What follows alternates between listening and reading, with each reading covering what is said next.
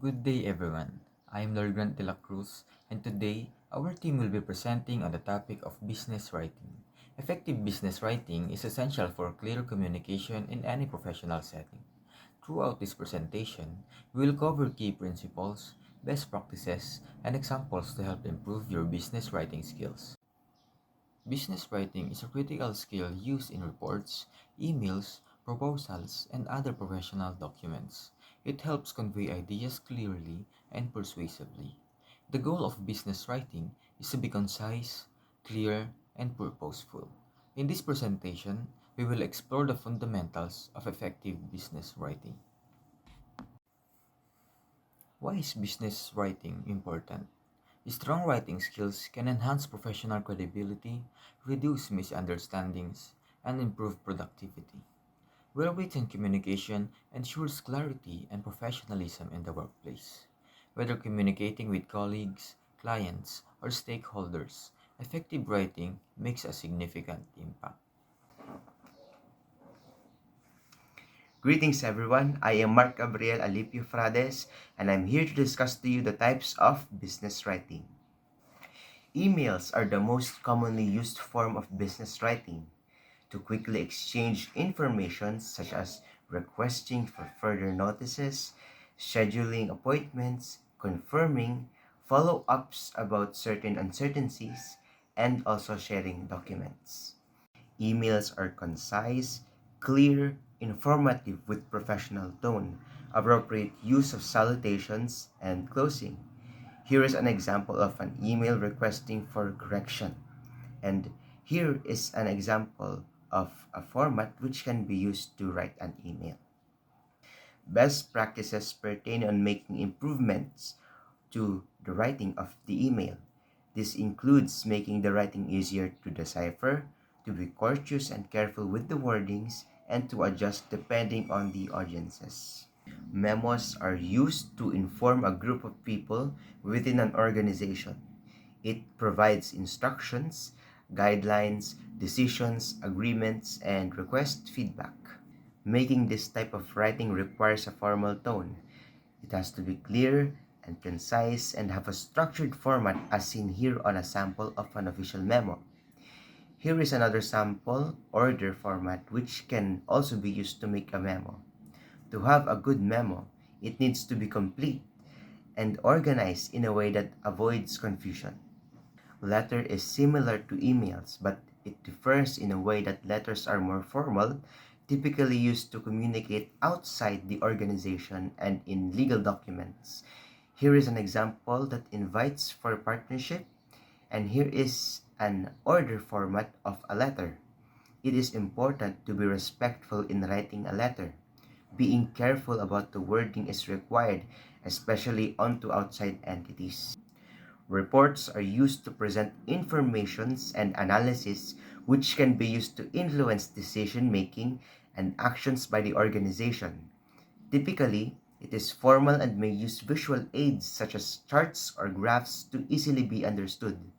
Here is a sample of a report that shows the therapeutic effects of Centella asiatica or takipkohol and its triterpenes in different body systems. Here is an order format that shows the flow of a report. A good report has a defined purpose and scope with organized structure. Evidences are supported by credible data that is presented through visuals. Conclusion should be clear and concise, as with recommendations. Proposals are persuasive and yearns for approval. It must be persuasive, concise, and with clear intentions. A structured format with problem statement, proposed solutions, benefits, and of course, supporting infos would be beneficial. It can include budget and timelines. And here is an example of a list of title proposals. And here is a complete order format. Proposals must have a compelling solution and highlights the benefits of such actions. It must be realistic and the tone should be respectful yet commands followers. These business writing styles can also be categorized into four, according to Tom Dupuis. The first is instructional that aims to guide the readers. Second is informational, to record informations accurately and for informing entities within the body. Third is persuasive, that convinces and impresses readers to be influenced. And transactional, that occurs day to day between entities and customers. Welcome everyone. Now, we'll be discussing the core principles of effective business writing, whether you're drafting emails, reports, or proposals. These principles will help you communicate more clearly and professionally. Regardless of the document type, effective business writing follows four key principles: clarity, conciseness, accuracy, and professionalism. Mastering these principles will ensure your communication is impactful and well received. Let's take a closer look at each of the four principles. The first principle is clarity. Use clear and simple language. Avoid jargon or technical terms unless necessary. Use the active voice to make your writing stronger. And last, choose strong verbs to make your message more direct and engaging. By focusing on clarity, you ensure your message is easily understood by your audience. Next is conciseness. Get to the point quickly. Don't include unnecessary words or details. Accuracy is essential in business writing. Ensure all facts, figures, and names are correct. Double check for any spelling or grammatical error. Cite sources appropriately if you are using data or references. Accuracy builds credibility and prevents misunderstanding. Finally, professionalism ties everything together. Maintain a respectful and courteous tone. Use proper grammar, punctuation, and spelling, and adapt your writing style based on your audience and the context of the message.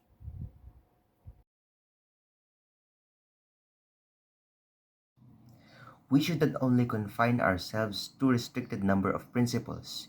You should also think about the 10 C's. This segment contains icebreakers. First of the 10 C's is complete, to provide clear explanation to the readers. Amongst these two, which can be called complete? The answer is to submit the document until 5 p.m. this day in the pigeonhole of Mr. John Doe. Conciseness is when there is no redundancy, and others to value the reader's time. Amongst these two, which is concise? The answer is we cannot proceed due to limited resources. Clarity leaves no room for ambiguity for the readers to wonder. Amongst these, which is clearer? The answer is we use our expertise to create solutions that best meet our clients' needs. Being warm and friendly is a must in holding conversations. Still, a professional tone is a must. Amongst these two, which is more friendly? The answer is just a quick note: our office will be closed this Friday. Errors must be corrected. These mistakes may cause confusion and may leave a lasting impression. Amongst the two, which sentence is wrong in structure?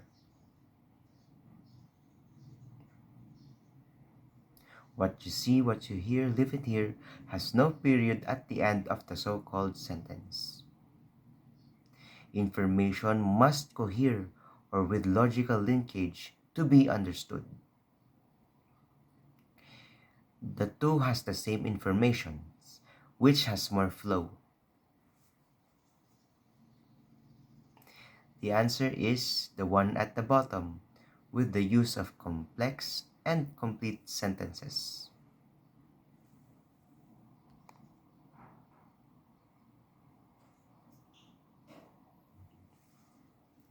Credibility makes it possible for a writing to be properly referred, up to date, and reliable.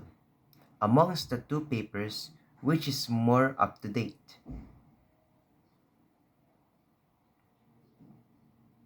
The one at the top since it was published in 2022. The other was in 2010. So it is the latest up-to-date paper. Concrete words prevent vague sentences. It provides specificity, especially in professional settings. Which of the sentences is more exact? The one at the bottom tells us the exact number of students, while the top only vaguely describes its ratio.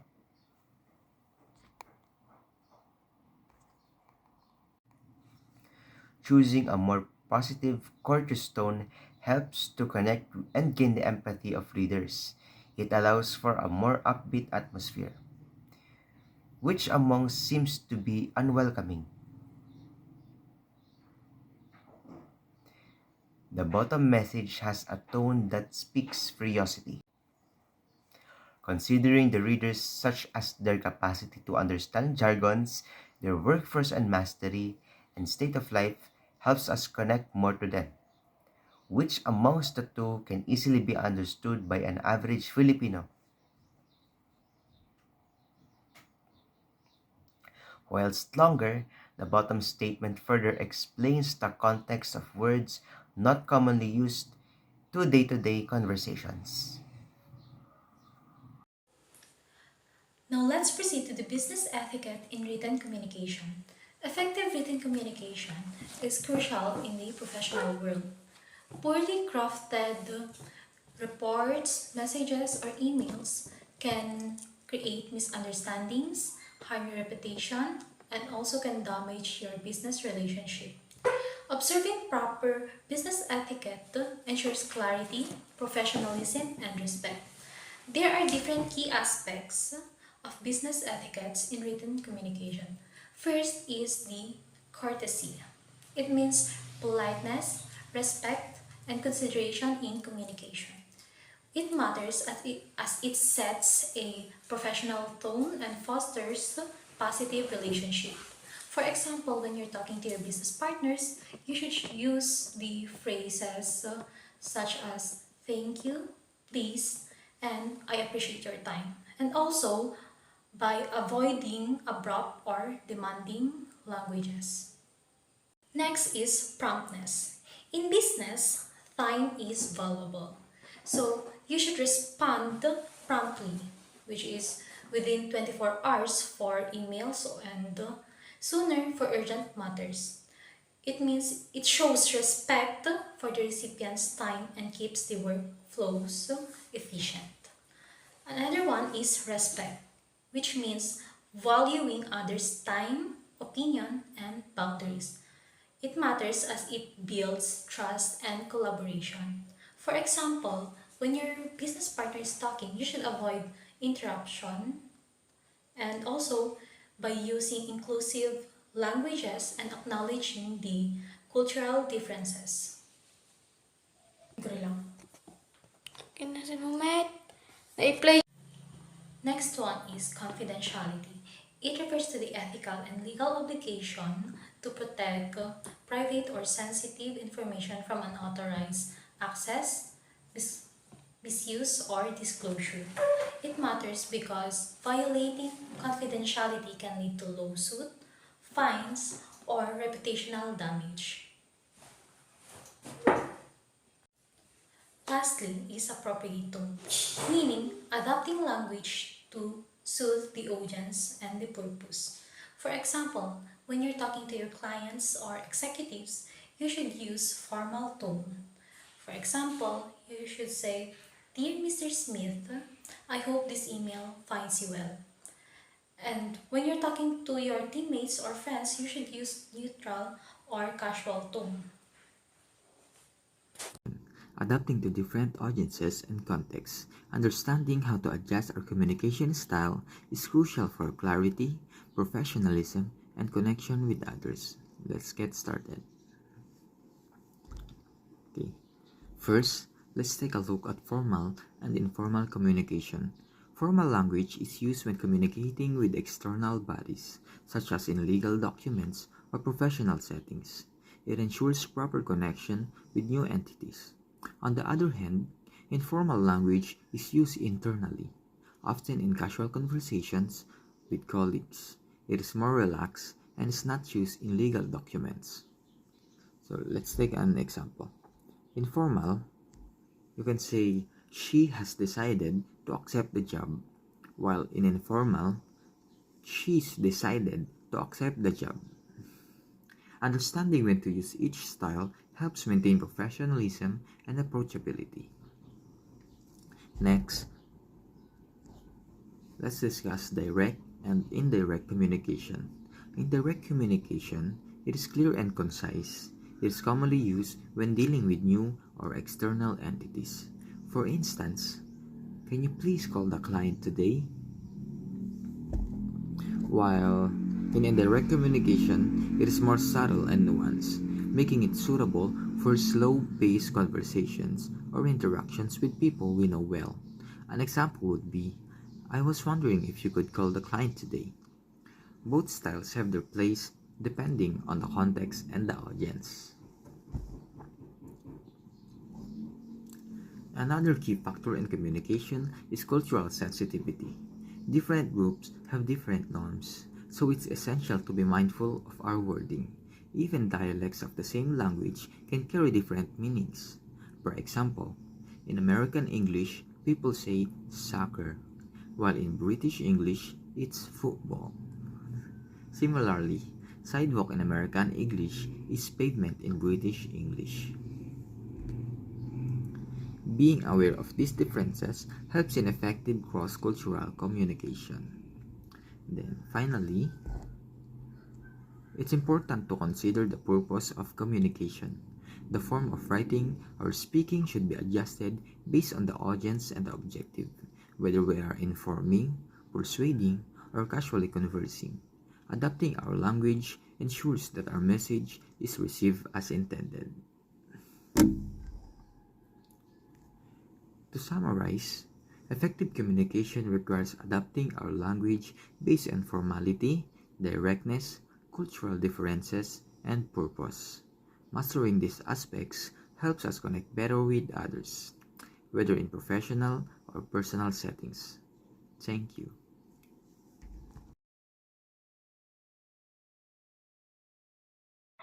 Hi, my name is Amira Corpus and now we will be tackling about how we utilize technology in business writing. With the technological advancements such as the invention of the telephones, computer and internet led to the ever-changing communication science and how we communicate with each other. Now let's talk about the different technology that is being utilized in business writing. The first one is word processing software like Google Docs, Microsoft Word that has features like spell checkers, grammar checkers, and templates that is used to enhance document creation and formatting. The next one is electronic emails like Gmails and Yahoo that sends and receive messages and have folders and labels for efficient communication. Collaboration tools allow people to work together in great distances at the same time. Some examples would be Canva and GDocs. And online communication platforms are the most popular medias of which people can instantly communicate with each other in a group or publicly. Some examples would be Messenger, Snaps, and Gmeet. Now let's proceed to application of business writing in practice. Business writing is a fundamental skill in the professional world, serving as a key medium for communication, documentation, and decision making. First is the job application, which are the resumes and cover letters. For resumes, it contains the concise summary of your work, experience, education, and skills. For cover letters naman, it contains personal introduction, explaining your interest in the role. It also highlights your achievements relevant to the job you're applying. It matters because it gives first impressions to recruiters. Next is internal communication. For example, memos, emails, or reports. It is used to facilitate smooth operations within an organization. For emails, it is used for quick updates, meeting requests, and team coordinations. For memos naman, it is used for formal internal announcements. And for reports, it is a data-driven documents. The third one is the external communication. For example, these are the letters to clients, customers, or partners. Its purpose is to build relationship, provide information, and represent the company professionally. In business letters, examples of these are the contracts, proposals, or the thank you notes. This matters because this reflects the company's credibility and brand image. The fourth one is the project management and reports. This is used to document progress, assign tasks, and ensure accountability. For example, project proposals, status reports, or minutes of the meetings. This is used to ensure alignment among team members and stakeholders. It is also used to serve as a record for future references and audits. Lastly is the customer service correspondence. It is used to address inquiries, complaints, and feedback professionally. Examples of these are the response emails or the follow-up messages. This matters because it it is the impact it impacts customers retention and the brand loyalty. Also, poor responses can escalate complaints or go viral negatively.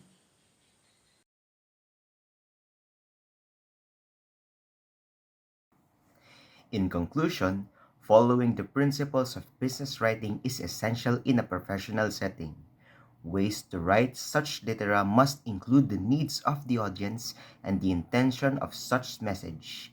With the evolution of various sciences, communication must also not be dogmatic to not be left behind the growing demands of the workforce. Being a professional takes into account the sake of the clients and being aware. One must have the mastery and respect. This will be reflected in the way one writes.